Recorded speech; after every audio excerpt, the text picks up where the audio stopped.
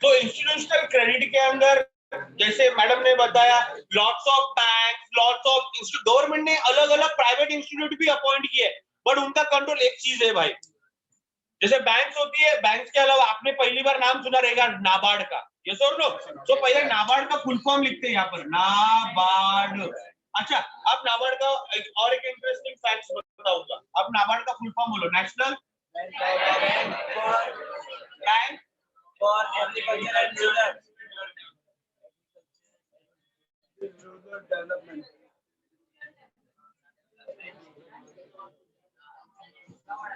सुनो गाइस, सुनो। For giving you institutional loan, government has appointed many institution। ये institution है, गवर्नमेंट ने इस इंस्टीट्यूशन को अपॉइंट किया। अब सुनो, ये इंस्टीट्यूट का नाम नाबार्ड है। नाबार्ड का फुल फॉर्म आपके सामने, it is a national bank for agriculture rural development. गांव का जो रूरल एरिया है उसको डेवलप करने के लिए government has appointed this institute. ये इंस्टीट्यूट का काम, वापस से रिपीट, कुछ नहीं अलग है, इंग्लिश पढ़ो नहीं पढ़ो बात एक ही आएगी। इस इंस्टीट्यूट का काम क्या है? They are offering the credit to home rural area people. Rural area में कौन रहता है? Small farmers, poor peoples and weaker section of the society. इसलिए लोन देगा, पर्पस क्या रहेगा? एग्रीकल्चर प्रोग्रेसिव डेवलपमेंट के लिए। क्या बाय करने के लिए देगा? टेक्नोलॉजी बाय करने के लिए, सीड्स बाय करने के लिए, फर्टिलाइजर बाय करने के लिए। इसके अलावा और किस चीज के लिए लोन देगा? नाउ इसमें कहा गया it is apex body. It is apex body, पहले लाइन में था ना, एपेक्स बॉडी का मतलब होता है गवर्नमेंट ने ऐसे सिंगल बॉडी को बनाया। एपेक्स मतलब यूनिक, उसके जैसा कोई और नहीं। एपेक्स का मतलब समझ में आया? इसके जैसा कोई और नहीं है। जैसे कि एग्रीकल्चर सेक्टर को डेवलप करने के लिए गवर्नमेंट ने नाबार्ड को अपॉइंट किया है, वैसे इंडस्ट्रियल सेक्टर को डेवलप करने के लिए गवर्नमेंट ने सिडबी को अपॉइंट किया है। ये दो इंस्टीट्यूट है हमारे इंडिया के अंदर, there both are apex body. ये नाबार्ड का काम क्या है? एग्रीकल्चर रूरल डेवलपमेंट, नाबार्ड का काम। और गवर्नमेंट ने इसको अपॉइंट किया सिडबी। सिडबी का काम है इंडस्ट्रियल डेवलपमेंट इन इंडिया। समझ में आया? जो स्मॉल इंडस्ट्री है उनको भी पैसे की जरूरत है। सर मुझे भी इंडस्ट्री डालना है, मुझे भी फैक्ट्री डालना है, मुझे भी कंपनी डालना है, सर पैसा चाहिए, मैं कहाँ जाऊंगा? सिडबी।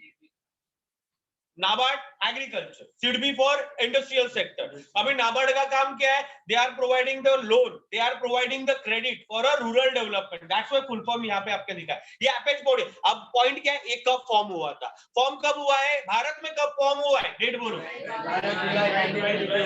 कौन से डेट को? 12 जुलाई 1982।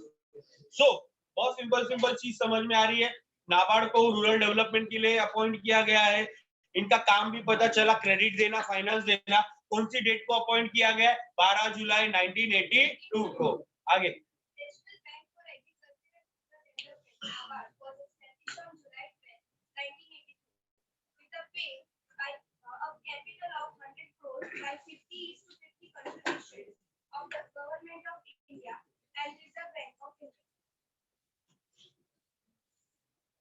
जब नाबार्ड फॉर्म हुआ था 82 को, तब उनके पास कैपिटल कितना था? पैसा कितना था? 100 करोड़ से, मतलब जो भी स्टार्ट हुआ था इट वाज 100 करोड़ से स्टार्ट हुआ था कैपिटल। नाउ बट उस 100 करोड़ कैपिटल में किसका किसका पैसा था कंट्रीब्यूशन? तो 50% contribution by the government of India and 50% contribution of reserve bank of India. इधर तक समझ में आया? There is no difficulty। Sir NABARD को स्टार्ट किया, नाबार्ड के पास टोटल कैपिटल कितना था? 100 करोड़। उसमें से 50 करोड़ किसका? आरबीआई का। 50 करोड़ किसका? Government of India. आगे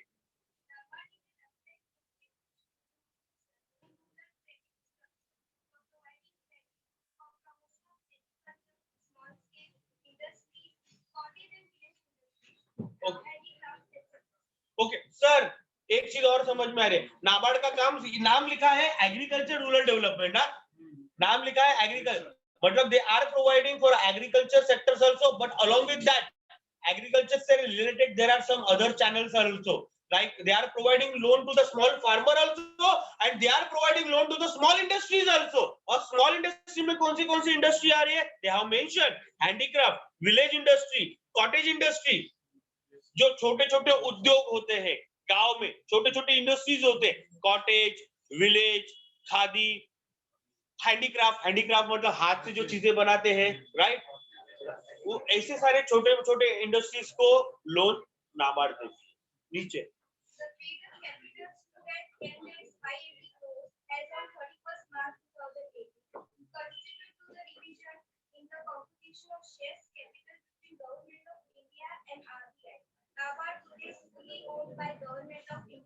ओके गाइस, ये बहुत सिंपल था, इसके अंदर अभी पढ़ने जैसा कुछ नहीं। मैंने एक बात बताया तुम लोग को, ये कौन सी डेट को एस्टैब्लिश हुआ था, फॉर्म हुआ था 12 जुलाई 1982। तब उसके पास कितना कैपिटल था? 100 करोड़। उसमें से 50 करोड़ किसका था? गवर्नमेंट का। आरबीआई का कितना था? 50 करोड़। अब क्या लिखा है? नाबार्ड का कैपिटल स्टूड अप, बढ़ गया। 2018 में अभी कैलकुलेशन देखो, ये 2000 मतलब 1982 का था।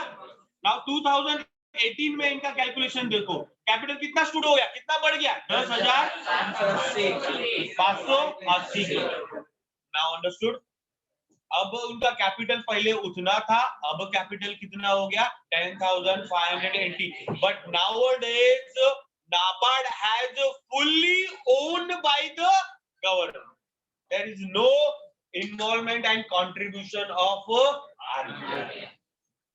क्लियर हो गया? ये पूरा जो पेज था, पहले इतना कैपिटल से शुरुआत किया था 2018 में, अब नाबार्ड के पास 10,580 कैपिटल है।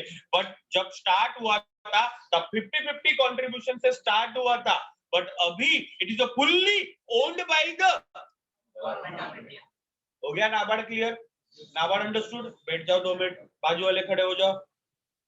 Rural cooperative credit institute, Rural Cooperative Credit Institution. The rural credit cooperatives may be further divided into short-term credit, cooperative credit, and long-term credit cooperatives. अब मैंने थोड़ी देर पहले बताया, एग्रीकल्चर को डेवलप करना है, रूरल एरिया को डेवलप करना है, एक को एस्टैब्लिश करके डेवलप नहीं होगा। There are some multiple institute should be there. Yes और नो? अभी तो बाकी आपने क्या बोला, लोन चाहिए तो सिर्फ बैंक में जाओ। अरे सिर्फ bank is option, but there are some other options are also available. तो बैंक जैसा है वैसे नाबार्ड है। अब नाबार्ड के साथ साथ हम लोग क्या पढ़ने जा रहे हैं? Cooperative institute, right? अब कोऑपरेटिव जो इंस्टीट्यूट है, कोऑपरेटिव इंस्टीट्यूट, अब इनके भी 3 टायर है, मतलब 3 प्रकार के हैं। एक short term cooperative, medium term cooperative और लॉन्ग टर्म कोऑपरेटिव। मतलब शॉर्ट टर्म मतलब मुझे लोन मिलेगा बट शॉर्ट टर्म पर्पस के लिए मिलेगा। मीडियम मतलब शॉर्ट पीरियड ऑफ मीडियम का मतलब होता है I will get the loan but only for a medium term. And long term मतलब लंबे समय के लिए लोन मिलेगा। छोटे समय medium term, long term. There are 3 tier are there, right? Start. पहला मीडियम नहीं है, मीडियम नहीं, पीछे आएगा, लास्ट पेज पे आएगा। बोलो, पढ़ लो। Short-term credit cooperatives. It provides short-term rural credit and are based on a 3-tier structure as follows. First, primary agricultural credit societies. Second, district central cooperative banks. Third, state cooperative banks. गांव में जैसे district का मतलब जिला, state मतलब everyone knows that, right? तो state level पे एक कोऑपरेटिव है, डिस्ट्रिक्ट लेवल पे एक कोऑपरेटिव है और गांव में एक कोऑपरेटिव है, रूरल एरिया में एक। There are 3 tier are there. मतलब जब कोऑपरेटिव सोसाइटी फॉर्म किया for providing finance to the people, they have divided into the 3 tier. तो फर्स्ट रूरल एरिया में एक कोऑपरेटिव रहेगी, डिस्ट्रिक्ट लेवल पे एक कोऑपरेटिव रहेगी और स्टेट लेवल पे एक कोऑपरेटिव सोसाइटी रहेगी। नीचे पीछे, अरे पीछे देखो, पीछे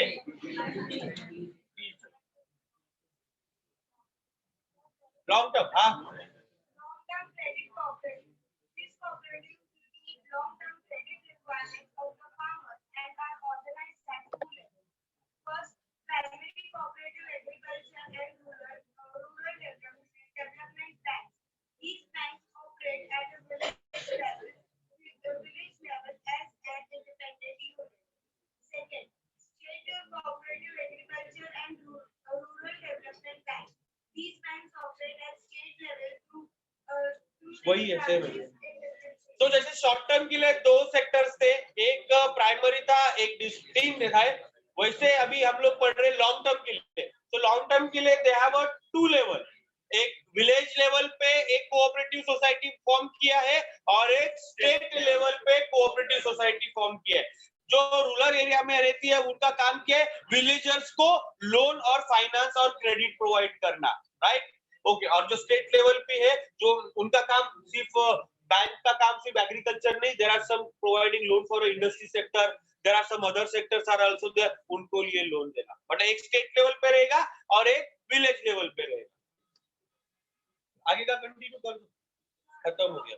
Commercial banks provides a rural credit by establishing their branches in the rural area. हाँ, यहाँ पे आपका पॉइंट आया। सर लोन चाहिए, कहाँ जाओ? Bank. So these are the commercial bank.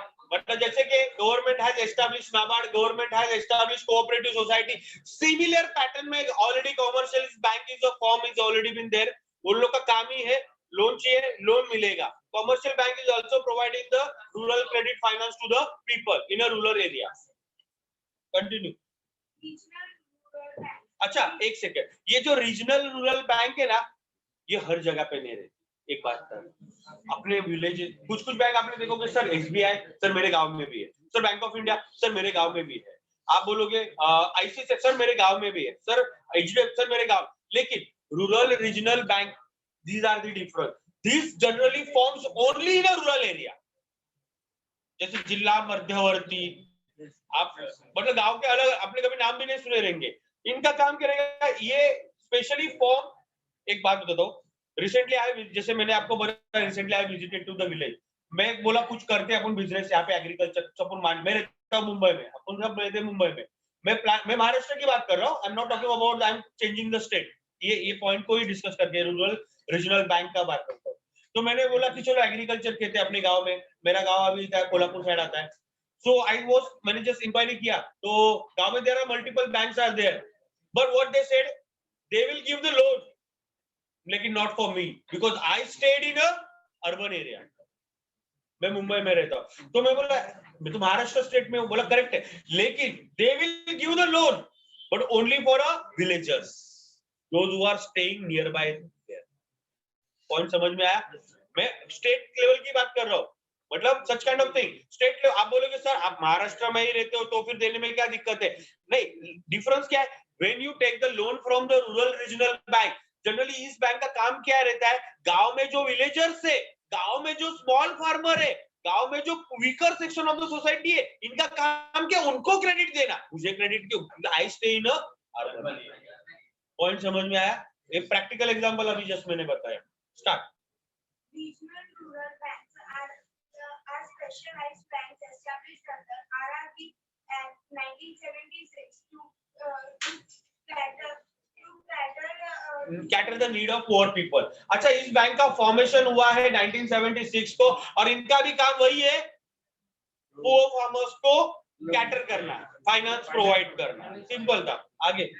RRBs are set up as rural-oriented commercial banks with low cost profile of cooperatives, but with the professional discipline and modern outlook of commercial banks. Okay, ये banks भी work चलते हैं, इनका bank भी normal commercial bank की तरह, HDFC, ICICI, SBI, bank of India की तरह ही उनका आउटलुक होता है, काम करने का तरीका भी वैसे ही रहता है, मतलब चेंजेस कुछ नहीं रहता। But normally, if you can ask me simple pattern, rural regional bank is also work like a commercial bank.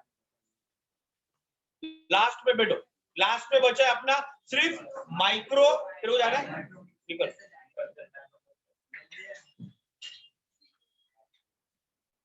ठीक है, माइक्रो लास्ट बचा है। यार वैसे भी कुछ काम नहीं करेगा। लास्ट पॉइंट है चैप्टर का, माइक्रो फाइनेंस एंड इंस्टीट्यूट। ये लास्ट वाला मैं रीड कर लेता हूँ। MFI, banks offer the concessional rate of interest rate to the rural credit। Micro finance का मतलब समझ में आया? माइक्रो का मतलब क्या होता है मालूम क्या? माइक्रो छोटा, स्मॉल, मतलब अभी ये पढ़ने से पहले ही अपने को समझ में आया, ये भी इंस्टीट्यूशनल क्रेडिट है, इसको भी कंट्रोल गवर्नमेंट के पास है, इनका भी कंट्रोल आरबीआई के पास है, बट इनका काम क्या है? लोन मिलेगा, लेकिन कितना? Small loan. Say like if you need 50,000 20,000 up to 1 lakh rupees, तो यहाँ से मिलेगा। मतलब specially these peoples are appointed for offering loan, but इनका लोन का जो लिमिट है, it is very small. They are not offering high range of loan. छोटे छोटे प्रकार के लोन देंगे, 50,000 up to the 1 lakh rupees.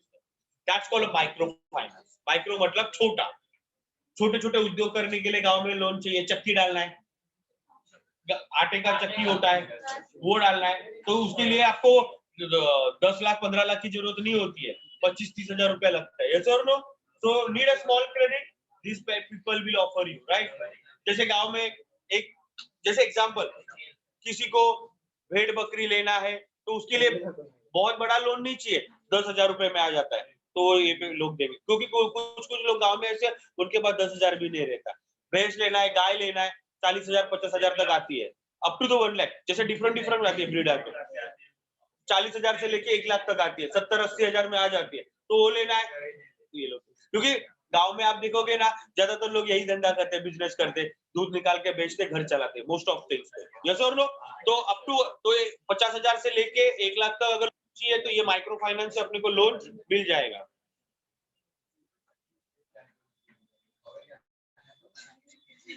Okay, so next.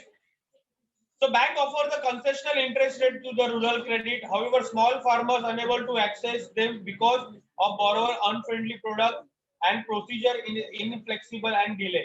The high transaction cost both legitimate and illegal. And non-institutional organizations are also providing the alternative means enhance the access of to the credit by the poor since mid 70. अच्छा, क्या लिखा है? Normally ये micro finance का loan लेना it's a difficult task because the process is very complicated and lengthy. तो process जो है लोन लेने का, it is very but government has appointed other organisation, non NGO. NGO मतलब नॉन गवर्नमेंट ऑर्गेनाइजेशन। ऐसे भी कुछ एनजीओ है, इनका भी काम है फार्मर्स को लोन देना। मतलब these are the things are available. मतलब हम लोग ने आज के लेक्चर में देखा institutional and non institutional credit which is offering for agriculture in India. I think यहाँ पे चैप्टर आपका क्लोज हो जाता है। बैठे रहो।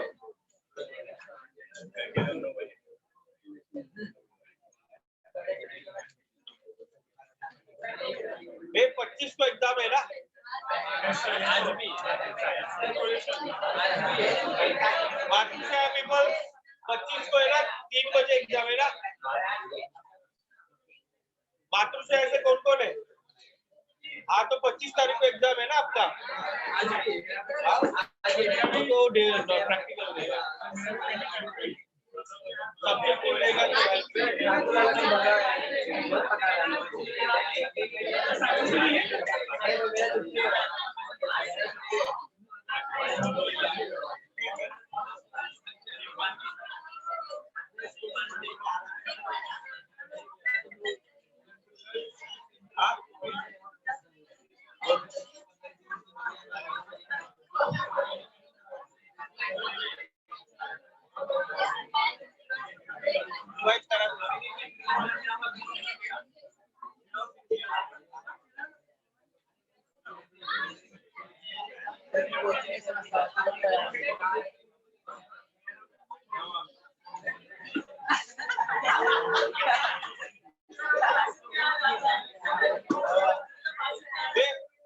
ऑफलाइन में बैठ के ऑनलाइन लेक्चर अटेंड कर रहे हैं, तो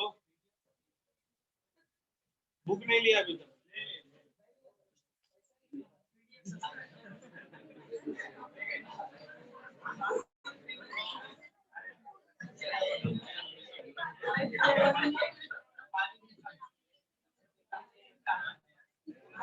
तुम लोग के कॉलेज में ऐसा कुछ बोल रहे क्या? ये 50% सिलेबस रिड्यूस,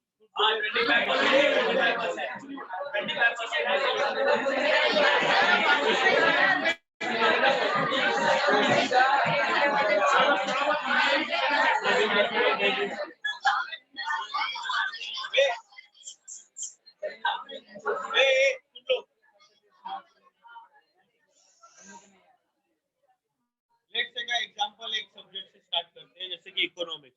आप इकोनॉमिक्स का अगर इंडेक्स देखोगे पता चलेगा आपको। ये रिडक्शन जो बोलते हैं ना, उसका पैटर्न समझाता हूं आपको।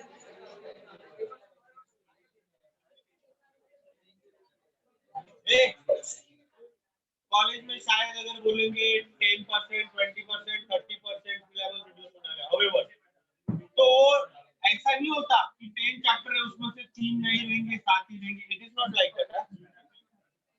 It is not like that.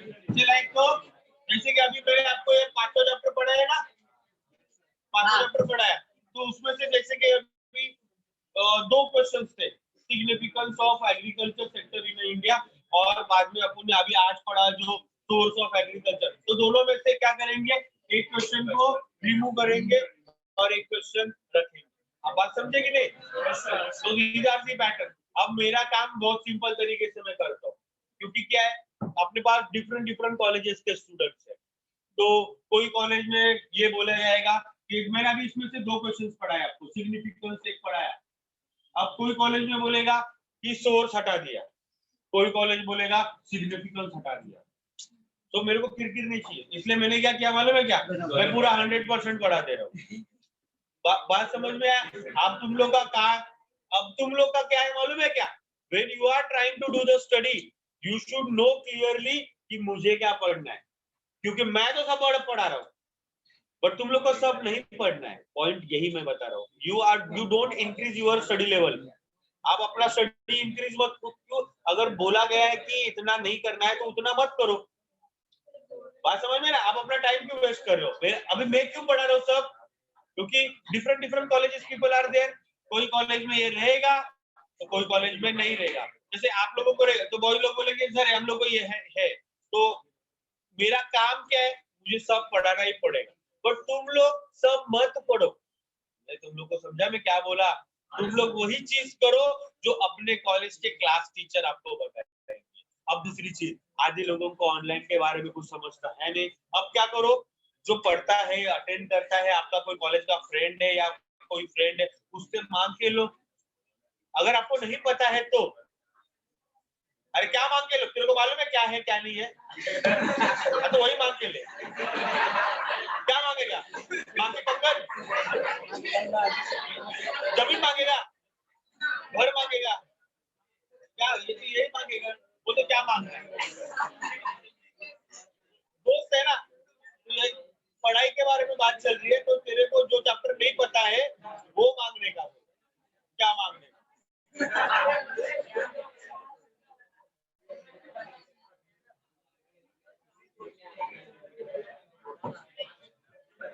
क्या मांगेगा? मंगलसूत्र मांग ले।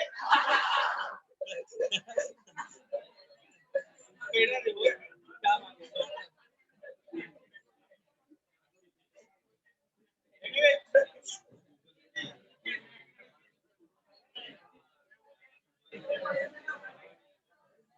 सुनो, आपको जो मैंने बोला ना वही करो। अगर आपको नहीं पता है ना, क्योंकि मुझे मालूम है 50% people are not attending the college के लेक्चर, तो कोई प्रॉब्लम नहीं है। यहाँ पर तो अपना स्मूथ और डीप और डिटेल में जा रहा है, क्योंकि इतना डीप और डिटेल कॉलेज में नहीं जाते। और सुनो दूसरी बात, आपको सिर्फ इतना ही करना है कि कॉलेज में आपको क्या आने वाला है और क्या नहीं आने वाला है, उसका आपको बाइफर्केशन आपको करना है। क्योंकि आप अपना पढ़ाई मत ज्यादा करो। मैं क्यों, आप ऐसा मत करो कि मैं पढ़ा रहा हूँ तो सब मत क्यों पढ़ रहे हो। मैं खुद ही बोल रहा हूँ आपको, जो कट गया हो why you are wasting your own time, right? तो हटा दो ना। जो नहीं आने वाला है उसको पढ़ के क्या करोगे? जो आने वाला है उसी के अंदर टाइम डालो। तो आपका काम यही है कि घर पे जाने के बाद 2-3 दिन, थोड़ा सा ज्यादा नहीं, एटलीस्ट कलेक्ट करो इंफॉर्मेशन सब्जेक्ट वाइज। अलग अलग सब्जेक्ट्स की इंफॉर्मेशन कलेक्ट करो, क्या आने वाला है क्या नहीं आने वाला है, उसी हिसाब से पढ़ाई करो। Don't do much more study. I'm telling you, don't do extra study. Correct? So now,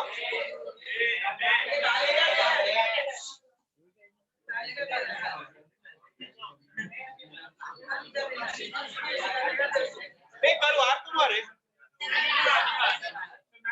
कल वार कौन वार है?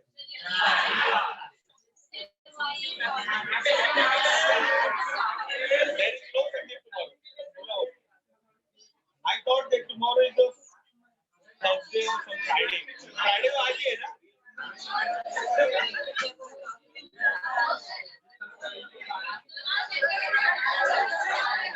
ये कल सैटरडे है ना?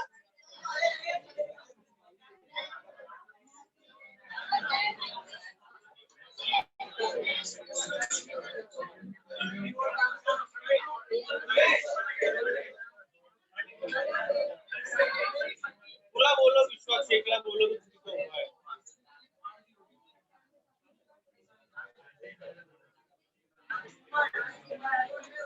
मालूम है मैच है ना? टाइम मालूम है?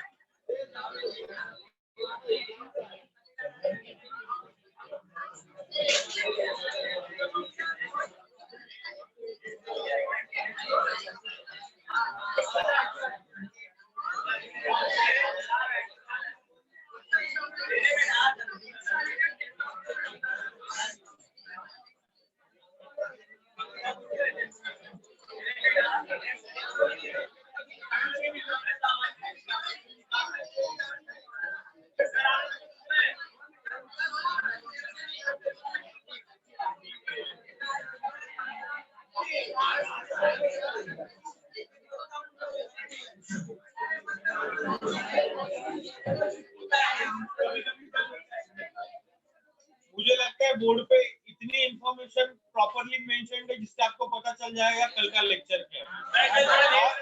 और मुझे पूछ सकते हो जो अनएजुकेटेड है, इलिटरेट है, वो लोग मुझे टाइम करके पूछ सकते हो। किसी को डाउट है